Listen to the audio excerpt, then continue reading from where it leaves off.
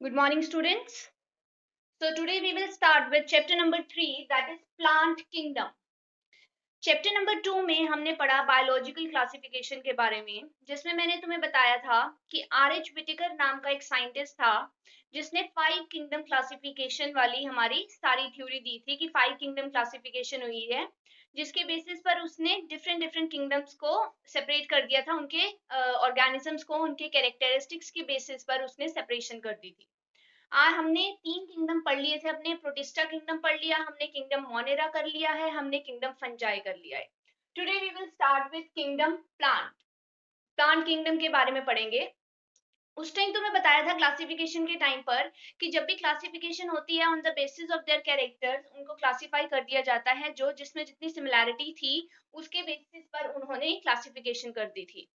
तो यहाँ पर हम देखेंगे कि प्लांट्स में एक सेल वॉल फीचर था, ऐसा एक फीचर जो डिफरेंट फीचर था, दैट वाज सेल वॉल थी इनमें, जिसके बेसिस पर इनको, जो कि बाकी अदर जैसे ऑर्गेनिजम्स में इनकी सेल वॉल थी जो चिटिन की बनी हुई होती है, तो उसके बेसिस पर इनको एक तो अलग कैरेक्टराइज किया था कि ये हमारे बाकी किंगडम्स में नहीं आ सकते। इसके अलावा हमने, जब हम एंजियोस्पर्म्स की बात करें, एंजियोस्पर्म्स जो प्लांट्स हैं हमारे इसी किंगडम के अंडर आएंगे, तो हमने देखा कि बहुत सारे क्लासिफिकेशन सिस्टम को उसने बहुत तरीके से, डिफरेंट तरीके से इन्फ्लुएंस किया। जब हम एंजियोस्पर्म पे पहुंचेंगे तब तुम्हें पता चलेगा किस तरह से उसमें कैसे ऐसे ऐसे फीचर्स थे जिसकी वजह से उसने क्लासिफिकेशन सिस्टम को थोड़ा इन्फ्लुएंस किया। स्टार्टिंग में जो क्लासिफिकेशन सिस्टम था that was artificial classification system. उस सिस्टम में क्या करते थे, only basis of the size कैसा है, शेप कैसा है, वो कैसे हैबिटेट में रह रहे हैं, इन सभी के बेसिस पर क्लासिफाई कर दिया था उन्होंने प्लांट्स को भी। और उनके अकॉर्डिंग स्टार्टिंग में जो आर्टिफिशियल सिस्टम था हमारा, उसके अकॉर्डिंग क्या था, on the basis of morphological characters जो हमें देखने से मिलते हैं, साइज, शेप, हैबिटेट, इनके बेसिस पर उन्होंने क्लासिफिकेशन कर दी थी कि प्लांट्स को हमने इनके बेसिस पर क्लासिफाई कर दिया है। और वो लोग जो थे, ये वेजिटेटिव कैरेक्टर्स को इक्वल इंपॉर्टेंस देते थे सेक्सुअल कैरेक्टर्स के, कि मींस अगर कोई भी प्लांट अगर सेक्सुअल रिप्रोडक्शन में भी इन्वॉल्व है, that will also given an equal weightage, and vegetative को भी उतनी ही वेटेज दी जाएगी। लेकिन बाद में ये चीज एक्सेप्टेबल नहीं थी, क्योंकि इस चीज को एक्सेप्ट करना थोड़ा मुश्किल हो रहा था कि वेजिटेटिव और सेक्सुअल कैरेक्टर्स जो है इनको इक्वल इंपॉर्टेंस दी जाएगी। फिर उसी के अगेंस्ट एक नेचुरल क्लासिफिकेशन सिस्टम आया, नेचुरल क्लासिफिकेशन सिस्टम आया हमारा। इस सिस्टम ने कहा, इसने कहा कि एक्सटर्नल फीचर्स किसी भी प्लांट के अलग होते हैं और इंटरनल फीचर्स जो होते हैं वो अलग होते हैं। ये नेचुरल एफिनिटीज, किसी भी ऑर्गेनिज्म की नेचुरल एफिनिटी के ऊपर ये बेस था। इसने ना ही सिर्फ ये ज्यादा, ये जो आर्टिफिशियल सिस्टम था ये सेक्सुअल कैरेक्टर्स या फिर हम बोले इंटरनल कैरेक्टर्स को ज्यादा इंपॉर्टेंस नहीं देता था, बट नेचुरल क्लासिफिकेशन सिस्टम ने इंटरनल कैरेक्टर्स को भी इंपॉर्टेंस दी और एक्सटर्नल को भी दी। उसने कहा कि कुछ कैरेक्टर्स ऐसे होते हैं जो हमें देखने से पता चल जाते हैं और कुछ ऐसे होते हैं जो कि इंटरनल होते हैं। इंटरनल फीचर्स में जैसे उनकी एनाटॉमी हो गई, उनकी एम्ब्रियोलॉजी हो गई, कैसे एक एम्ब्रियो बन रहा है, ये सारी चीजें हमारी आ जाएंगी फ्लावरिंग प्लांट की। और इसको जो दिया था वो एक जॉर्ज बेंथम, इस सिस्टम को जिसने दिया था जॉर्ज बेंथम साइंटिस्ट था, और एक और साइंटिस्ट था जिसका नाम है Joseph Dalton, Joseph Dalton Hooker. इन दोनों साइंटिस्ट ने मिलकर ये नेचुरल क्लासिफिकेशन सिस्टम था बनाया था। अब आज की बात करें, प्रेजेंटली हम बात करें, तो प्रेजेंटली हमारा फाइलोजेनेटिक क्लासिफिकेशन सिस्टम भी आ चुका है। ये फाइलोजेनेटिक क्लासिफिकेशन सिस्टम हमारा क्या है कि हम फाइलोजेनेटिक कैरेक्टर्स मींस एंसेस्टर्स को भी कंसीडर करते हैं कि इनके एंसेस्टर्स कौन रहे होंगे, कि वेरियस ऑर्गेनिज्म जो है, हर कोई ऑर्गेनिज्म उनका कोई ना कोई एंसेस्टर रहा होगा जिनसे ये डेवलप हुए हैं, तो वो किस टेक्सा से बिलोंग करते हैं, इनके कौन से एंसेस्टर है, और बहुत सारी इनकी क्लासिफिकेशन की जितनी भी कैरेक्टर्स हैं उन सभी को इन्होंने साथ में कंसीडर किया। इसके अलावा हमारा आ गया एक न्यूमेरिकल टेक्सोनॉमी भी आ गया।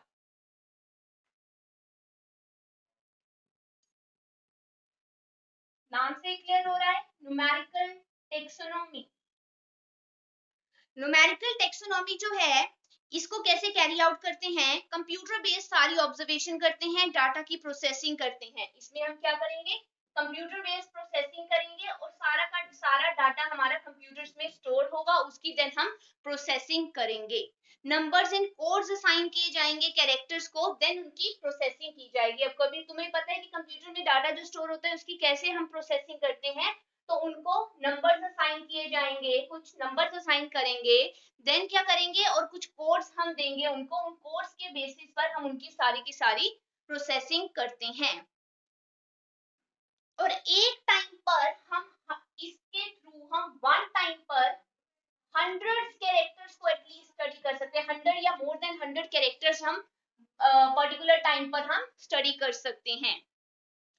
देन हमारा आया एक और सिस्टम जिससे और भी इजी हो गया किसी को भी स्टडी करना, दैट सिस्टम वाज साइटोटेक्सोनॉमी। क्या है वो, साइटोटेक्सोनॉमी।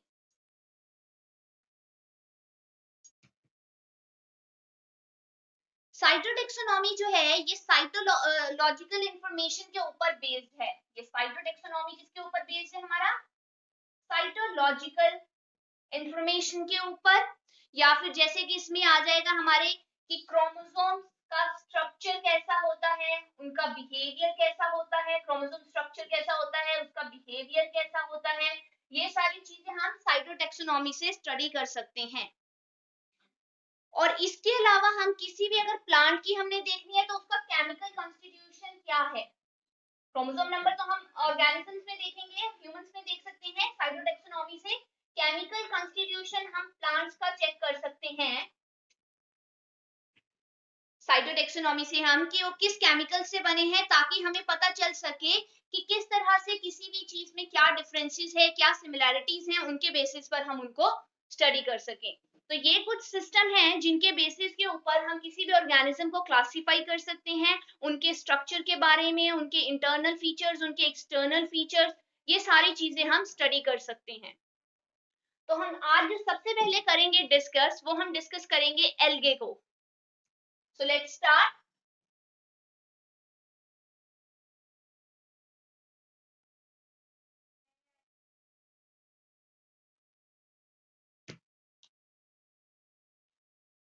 एल्गे, एल्गे के कुछ कैरेक्टर्स मैं बताऊंगी तुम्हें कि इनके क्या फीचर्स होते हैं, उन सभी को डिस्कस करेंगे।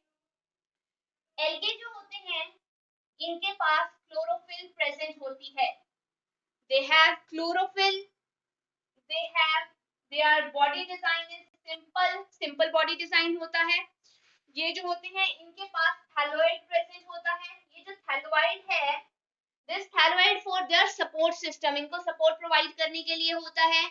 ऑटोट्रोपिक होते हैं ये, दे आर ऑटोट्रोपिक, ठीक है। उसके अलावा ये एक्वेटिक ऑर्गेनिज्म होते हैं। They can live both in fresh water as well as in marine water. हमने क्या कहा, एल्गे जो है इनके पास क्लोरोफिल प्रेजेंट है, इनका बॉडी स्ट्रक्चर सिंपल है, थैलोइड इनको रूट्स के साथ, इनको जोड़ के सॉइल के साथ कनेक्ट करके इनको सपोर्ट प्रोवाइड करता है, इनको जुड़े रहने में हेल्प करता है। They are autotrophic, they are aquatic organism, have both fresh water and marine water, दोनों में हो सकते हैं ये। और ये जो है कुछ एल्गे तुम्हें पता ही है, कल के टॉपिक में मैंने बताया था, सम एल्गे जो होते हैं म्यूचुअल एसोसिएशन बनाते हैं, सिम्बायोटिक एसोसिएशन बनाते हैं, किसके साथ, फंजाई के साथ, और क्या फॉर्म करते हैं, हमारे लाइकन। ओके, एनिमल्स के साथ भी ये हमारे एग्जाम बनाते हैं एसोसिएशन। एल्गे जो है जरूरी नहीं फंजाई के साथ ही हमेशा एसोसिएशन बनाएगा, एनिमल के साथ भी ये एसोसिएशन बनाते हैं।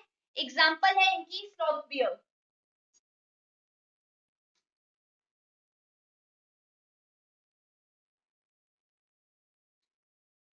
इसके अलावा अब हम इनकी एल्गे की रिप्रोडक्शन की बात करेंगे कि रिप्रोडक्शन इनमें कैसे होती है। रिप्रोडक्शन की बात करेंगे एल्गे की। एल्गे में वेजिटेटिवली, एसेक्सुअल एंड सेक्सुअल, ये 3 वेज हैं जिनके थ्रू इनमें रिप्रोडक्शन होती है। जब हम वेजिटेटिव रिप्रोडक्शन की बात करेंगे तो ये फ्रेगमेंटेशन भी करते हैं थ्रू फ्रेगमेंटेशन, ठीक है। फिर तुम्हें पता है कि ईच फ्रेगमेंट का क्या होगा, फ्रेगमेंटेशन में क्या होता है, हमारी बहुत सारी फ्रेगमेंट्स बन जाती हैं, देन फ्रेगमेंट्स जो है डेवलप हो जाती है into a Thales, okay. Vegetative में ये क्या करेंगे, फ्रेगमेंटेशन करेंगे। फ्रेगमेंटेशन क्या करेंगे, किसी भी पार्ट से, तुम्हें पता है वेजिटेटिव रिप्रोडक्शन में किसी भी पार्ट से हमारी क्या हो सकती है, एनी पार्ट से हमारा न्यू प्लांट ग्रो कर सकता है। तो वो प्लांट्स का कोई भी पार्ट अगर हमें चाहिए तो उसके लिए उसकी फ्रेगमेंट्स बनेंगी, फ्रेगमेंट हुएगी, फ्रेगमेंट्स जो है फिर डेवलप कर जाएंगे इनटू अ थैलेस। ये तो हमारी वेजिटेटिव की बात हो गई। अगर हम बात करें एसेक्सुअल रिप्रोडक्शन की, एसेक्सुअल रिप्रोडक्शन में क्या होता है, हमारे formation of different types of spores, हमारे डिफरेंट टाइप के स्पोर्स की फॉर्मेशन होती है। जो मोस्ट कॉमनली है वो हमारे होते हैं जू स्पोर्स, ओके।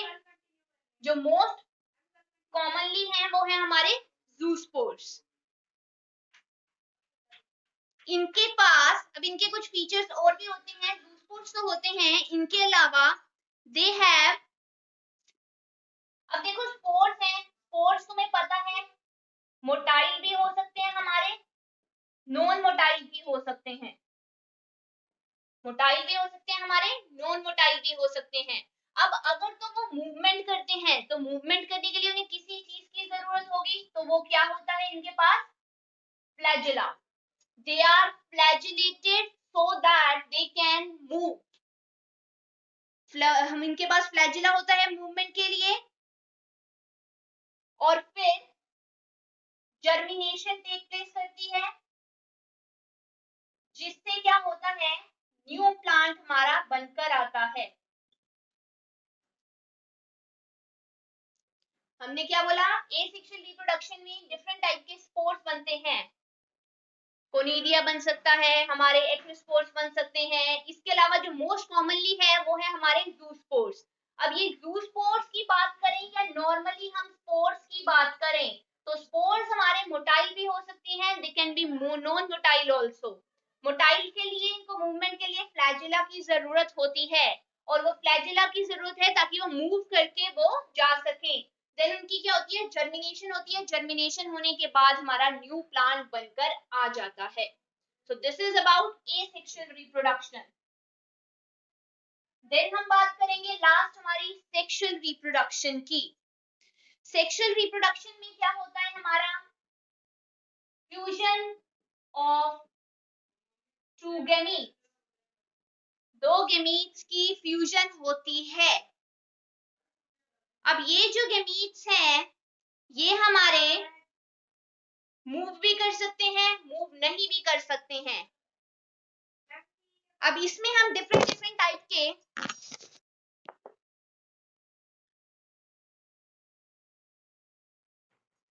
गैमीट्स की हम बात करेंगे कि गैमीट्स हमारे किस तरह से डिफरेंट टाइप के हो सकते हैं। Now gametes they can B flagellated and similar in size. दो गैमीट्स जिनकी फ्यूजन होनी है वो फ्लैजिलेटेड भी हो सकते हैं एंड सिमिलर इन साइज भी हो सकते हैं। एग्जाम्पल के लिए, इनकी एग्जाम्पल में हम बात करेंगे क्लैमिडोमोनास,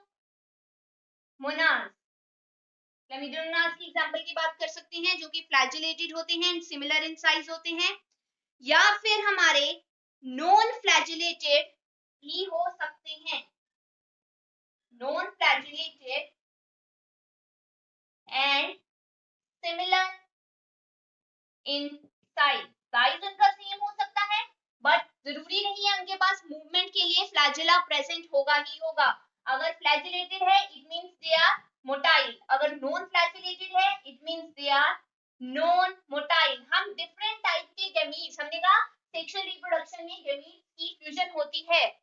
अब डिफरेंट टाइप के गैमीट्स होते हैं, एक तरीका हो गया, एक तरह के गैमीट्स होंगे जो उनके पास फ्लैजिला भी होगा और वो सिमिलर साइज के होंगे। दूसरे टाइप के होंगे हमारे जिनके पास फ्लैजिला नहीं होगा मूवमेंट के लिए, इट मींस वो मूव नहीं कर सकते, बट उनका साइज क्या होगा हमारा सिमिलर होगा, सिमिलर इन साइज। एग्जांपल के लिए हम इनमें ले सकते हैं, इनकी एग्जांपल हमारी आ सकती है spirogyra. Spirogyra is the example. ऐसी रिप्रोडक्शन को हम क्या बोलते हैं, ऐसी रिप्रोडक्शन, ऐसी कैसी जिनका साइज हमारा, जिन गैमीट्स का साइज है सेम, जब ये सेम साइज वाले आपस में फ्यूजन करते हैं, रिप्रोडक्शन करते हैं, तो ऐसी टाइप की रिप्रोडक्शन को बोलते हैं आइसोगैमस। क्या बोलते हैं हम, isogamous. Fusion between the gametes who are similar in size, this type of reproduction is called as isogamous. Move on करेंगे, आगे चलेंगे। अब क्या होता है, कई बार फ्यूजन ऐसे गैमीट्स की भी होती है जो कि डिसिमिलर होते हैं इन साइज। पहले तो हमने डिस्कस किया जिनका साइज क्या है, सेम है, बट ऐसे भी ऑर्गेनिजम्स होते हैं, ऐसे भी गैमीट्स होते हैं जिनका डिसिमिलर होते हैं साइज में, और ऐसे में क्लैमिडोमोनास भी आ सकते हैं, उनकी एग्जांपल भी हम फिर से कंसीडर कर सकते हैं। ऐसी टाइप की फ्यूजन को बोलते हैं एनाइसोगैमस। ऐसी टाइप की फ्यूजन को क्या बोलते हैं, एनाइसोगैमस। इनमें क्या होता है, डिसिमिलर साइज में वन लार्ज गैमीट होगा, वन लार्ज गैमीट होगा जो कि हमारा क्या कर सकता है, मूव कर सकता है, और एक हमारा क्या होगा, वन लार्ज गैमीट, एंड एक होगा स्मॉल गैमीट। स्मॉल वाला जो हमारा होगा वो हमारा बेसिकली क्या होता है, फीमेल हो सकती है, फीमेल गैमीट स्मॉल हो सकता है, ये हमारे इनके बीच में फ्यूजन हो सकती है। या फिर हमारी कई बार ऐसा भी हो सकता है कि जो मेल वाला हमने कंसीडर किया वो स्मॉल है, एंड जो फीमेल वाला हमने कंसीडर किया फीमेल लार्ज के मीट भी हो सकता है। दो केसेस हो सकते हैं डिसिमिलर साइज के, या मेल लार्ज के मीट है, फीमेल स्मॉल के मीट है, या फिर हमारा मेल स्मॉल के मीट है और फीमेल हमारा लार्ज के मीट है। ओके, जब हमारी इस टाइप की फ्यूजन होती है उसको हम ओगैमस फ्यूजन भी बोल सकते हैं। क्या बोल सकते हैं, oogamous. This can also be called as oogamous. So these are some features of algae जिसमें हमने डिस्कस किया, मैंने algae के फीचर्स डिस्कस किए जिसमें मैंने बताया उनके पास क्लोरोफिल होता है, ठीक है, उसके बाद उनका साइज स्मॉल होता है। साइज क्या स्मॉल होता है, हमने बोला कि उनका बॉडी डिजाइन जो है सिंपल होता है। They are autotrophic, they have thalloid, they can be fresh water, they can be marine water organisms. ये तो इनके हमने जनरल बात की। इसके अलावा हैबिटेट की बात करें तो वो जरूरी नहीं है फ्रेश वाटर में ही रहेंगे, वो मॉइस्ट एरियाज में या फिर हमारे वुड के ऊपर भी रह सकते हैं, ठीक है। इसके अलावा हमने इनमें बात की कि इनके साइज की बात की कि इनका साइज कैसा होता है, इनका साइज जो है वेरी कर सकता है, they can be small, small से ये बड़े भी हो सकते हैं। रिप्रोडक्शन की बात की, वेजिटेटिव रिप्रोडक्शन, एसेक्सुअल रिप्रोडक्शन और सेक्सुअल रिप्रोडक्शन की हमने इनकी बात की। ओके, एक चीज मैंने तुम्हें इनके बारे में नहीं बताई थी, साइज के बारे में। इनका साइज जो होता है वो वेरी करता है, they can be small to complex, small से कॉम्प्लेक्स के हो सकते हैं इनका बॉडी डिजाइन। ओके, एग्जांपल्स में क्लैमिडोमोनास आ जाएगी, स्पायरोगायरा आ जाएगी, ये फीचर्स थे हमारे एल्गे के। अब हम बात करेंगे कि एल्गे जो है किस तरह से किसी ऑर्गेनिज्म के लिए या ह्यूमन के लिए यूजफुल होते हैं। यूजेस की बात करेंगे हम, एल्गे के यूजेस की बात करेंगे कि एल्गे किस तरह से किसी ह्यूमन के लिए या किसी भी ऑर्गेनिज्म के लिए ये कैसे हमारे यूजफुल होते हैं। एल्गे जो है कार्बन डाइऑक्साइड की फिक्सेशन में हेल्प करते हैं। They help in carbon dioxide fixation. जो अर्थ के ऊपर कार्बन डाइऑक्साइड की फिक्सेशन होती है वो एल्गे कैरी आउट करते हैं। कैसे कैरी आउट करते हैं? Through photosynthesis. कैसे कैरी आउट करते हैं? Through photosynthesis. फोटोसिंथेसिस के थ्रू ये कार्बन डाइऑक्साइड की फिक्सेशन करते हैं।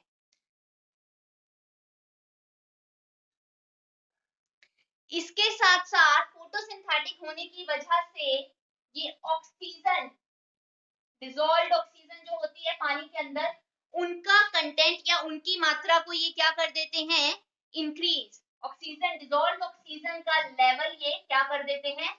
इंक्रीज। फोटोसिंथेसिस करते हैं, तुम्हें पता है फोटोसिंथेसिस में क्या होता है?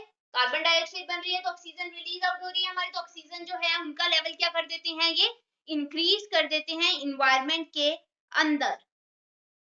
सेकेंड पॉइंट है इनका, ये और किस तरह से यूजफुल है? They are the primary producers of energy rich compounds.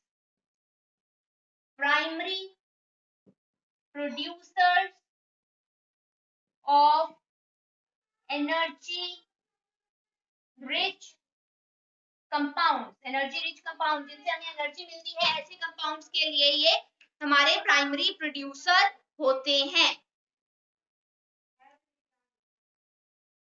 बहुत सारी स्पीशीज इनकी ऐसी होती है जैसे कि लेमिनेरिया,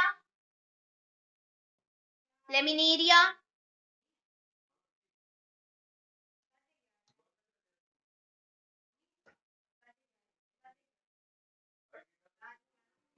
लेमिनेरिया एंड सार्गेसम। ये इनकी एल्गे की स्पीशीज है जो कि यूज होती हैं as a food. As a food ये यूज होती हैं। हमारे कुछ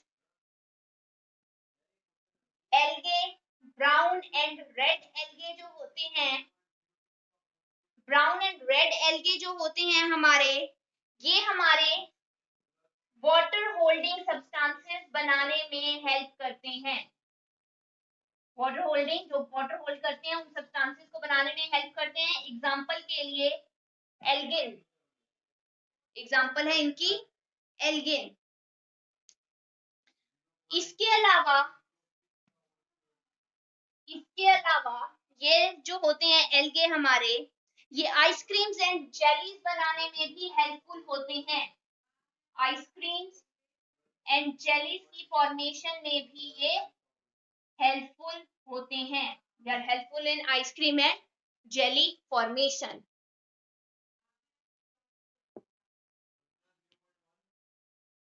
okay, ice creams and jelly formation में ये हेल्पफुल होंगे हमारे।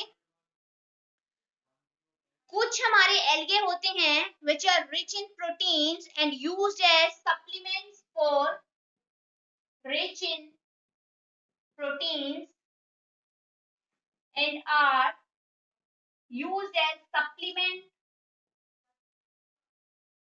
की तरह यूज होते हैं। सप्लीमेंट्स की तरह कहाँ यूज होते हैं ये हमारे? Bye space traveller. Okay, rich in proteins and are used as supplement by space travelers. ये हमारे एल्गे के यूजेस हो गए। तो आज के लेक्चर में हम यही डिस्कस करेंगे किस तरह से इनके एल्गे के यूजेस जो मैंने तुम लोगों को बताए इनके बारे में डिस्कशन करेंगे। एल्गे की डिफरेंट क्लासेस होती है। एल्गे जो है फर्दर डिवाइड हुए हैं डिफरेंट क्लासेस में। अब वो डिफरेंट क्लासेस क्या होती हैं वो हम कल के लेक्चर में डिस्कस करेंगे। आज के लिए हम इतना ही करेंगे। आई होप तुम लोगों को सारा समझ में आ गया हो। आज हमने एल्गे के फीचर्स बात किए और उनके यूजेस के बारे में बात की। So this is all for today's lecture. Thank you.